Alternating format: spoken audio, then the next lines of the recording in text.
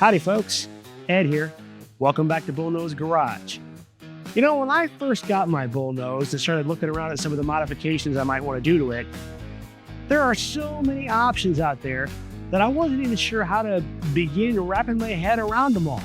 You got all kinds of different engine options, transmission options, axle options, modification options. It can get really overwhelming. So I think what I'd like to do today is sort of a 50,000 foot view lightning round of all the different engines and transmissions that either came with a Bullnose or can be easily swapped into a Bullnose to give you guys an idea of what some of the options are out there for your build. I'll also talk about some of the axles, some of the other components, and some of the more common modifications that people make to Bullnose trucks to, make them better.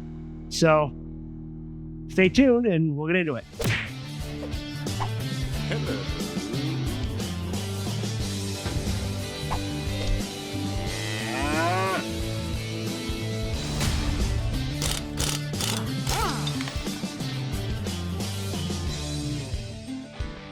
All right, we're going to start with engines in no particular order.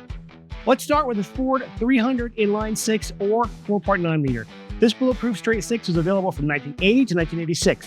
Known for its low-end torque and durability, it's a workhorse engine, perfect for heavy-duty use, and it's what I have in my truck right now. Then you've got the Ford 3.8-liter Essex V6. It was only available in 1982. The 3.8-liter Essex V6 is a compact engine with moderate power, typically found in the F100. It's not as popular as the other options just because it doesn't really have that much oomph. Next, we've got the Ford 255 V8 4.2-liter. It was offered from 1980 to 1982. This small V8 was aimed at better fuel economy, but it's often considered underpowered compared to the other V8s. Now, we've got the Ford 289 V8 4.7-liter. While not originally stocked in Bullnose trucks, 289 is a popular swap for those wanting a piece of Ford's performance heritage in their build. And now, we start getting into the bigger boys. This is the Ford 302 Windsor V8, a 5.0-liter. It's a mainstay from 1980 to 1986. 302 Windsor is well loved for its balance of power, reliability, and widespread parts availability. You can find 302s everywhere in all kinds of vehicles. They're really easy to get a hold of. And next, we've got my personal favorite, the Ford 351 Windsor V8 5.8-liter. It was also available throughout the Bullnose years, and the 351 Windsor offers more torque and horsepower than the 302, making it a popular choice for towing and heavy-duty tasks. It's also the choice for my build in my truck. Now we've got the Ford 351M, or modified, the V8 5.8-liter. This engine was available from 1980 to 1982, mostly in trucks and heavy-duty applications. It's essentially a truck-tuned version of the 351 Cleveland. And that brings us to the Ford 351 Cleveland, 5.8-liter. And this one didn't come stock in Bullnose trucks, but it is a popular swap for those seeking high RPM power. The Cleveland's large port heads make it a favorite for performance builds. It's basically a performance 5.8-liter. Now we're getting even bigger. Ford 400 V8 6.6-liter. It was available in the early Bullnose years. The 400 is similar to the 351M, but it's got a longer stroke, so it offers more torque for heavy-duty needs. And now we've got the big boy, the Ford 460 V8 7.5-liter. This big block 460 was available in Bullnose trucks from 1980 to 1986, typically the F250s and 350s. It offered massive torque and power, making it ideal for towing and heavy hauling. It's also used for huge performance builds.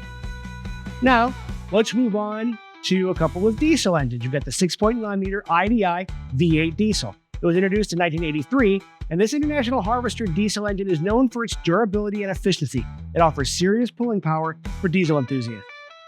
And then, a step up from that, is the 7.3-liter IDI V8 diesel. It was introduced in 1988, so it was not in stock Bullnoses, but it is a popular swap for Bullnose trucks because it provides more displacement and power from the 6.9-liter with similar reliability. There you go. There's the engines. All right, moving on to transmissions. I'm going to start with a bit of a tease. That's the Borg Warner Ts, beginning with the T18. It's a 4-speed. It's a heavy-duty manual transmission available from 1980 to 1986. The T18 is known for its durability and low first gear, perfect for off-roading or heavy loads. Next is the Borg Warner T18. It's also a 4-speed, but it's synchronized. It's available in the same years as the T18, and the T19 offers synchronized gears, makes it a bit smoother in operation while retaining the T18's toughness. Now we'll move on to the new process NP435 4-speed.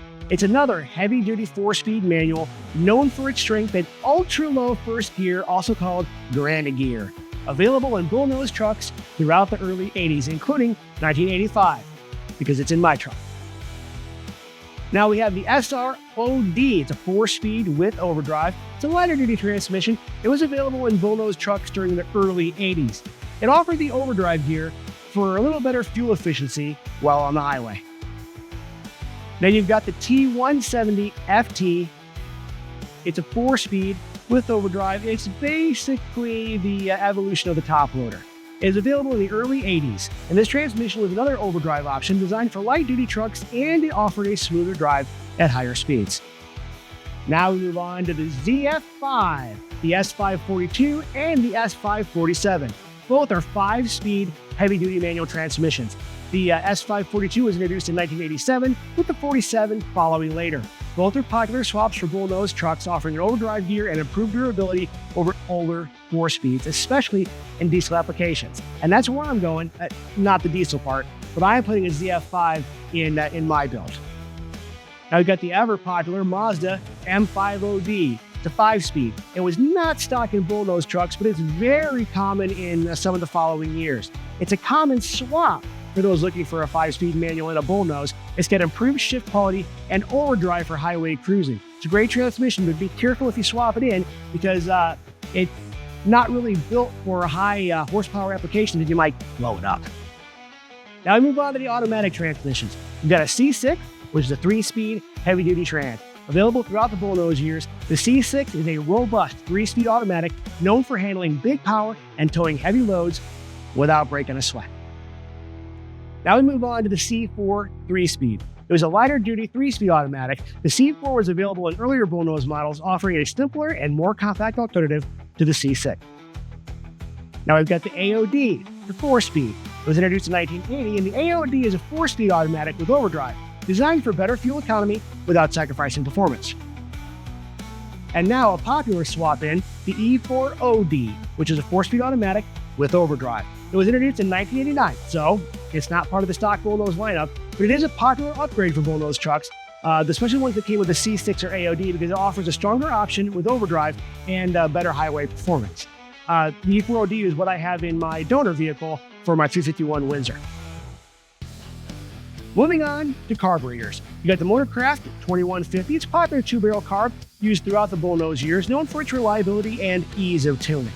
You've got the Motorcraft 4180C, the 4-barrel carburetor, often found in the 5.0-liter and 5.8-liter engines. It offers better performance than the 2150 with improved fuel delivery. You got the Carter YFA. We used mainly on the 300 Inline 6. The Carter YFA is a 1-barrel carburetor that's simple and reliable, perfect for the torquey 6-cylinder. Now let's move on to suspension and axle systems. 2-wheel drive Bullnose trucks all got the twin I-beam suspension.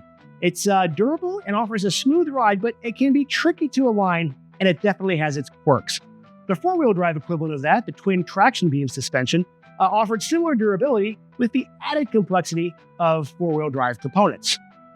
Along with those, you've got the Dana 44, which is a common front axle in 4-wheel drive Bullnose trucks. The Dana 44 is known for its strength and ease of service. You also have the heavier Dana 50, found in heavier duty models. The Dana 50 front axle offers increased strength for those needing more capability in their 4-wheel drive trucks. Moving to the rear, we're going to start with a Ford 7.5-inch. This rear axle was common in lighter duty Bullnose trucks and Broncos. It offered adequate strength for fairly light duty applications. Moving up from there, you can move into the Ford 8.8-inch. It's a popular rear axle option. The 8.8-inch offers a good balance of strength and weight, making it ideal for most applications. And then, we move up to the 9-inch. Available in earlier models, the 9-inch rear axle is a legend in the off-roading racing world, known for its toughness and aftermarket support. The Dana 60. It's the go-to for heavy-duty rear axles. It's perfect for towing and off-road use, offering unmatched strength in the Bullnose lineup. The Dana 70 was found in some heavy-duty trucks. The Dana 70 offers even more strength than the Dana 60, and it's ideal for the most demanding tasks. Moving on to the Sterling 10.25 inch. It's a heavy-duty rear axle found in 3/4 ton and 1 ton trucks. So now for the fun part. Let's talk about some of the more popular mods and upgrades that you can do to your Ford Bullnose. I'm going to start with the Crown Vic swap. It's a popular front suspension swap. The Crown Vic swap lowers the truck and improves handling with modern suspension geometry. Basically, you take a Crown Vic and you put the front suspension in your truck. The Saginaw Power Steering Pump swap. Those whiny power steering pumps are a pain in the ass.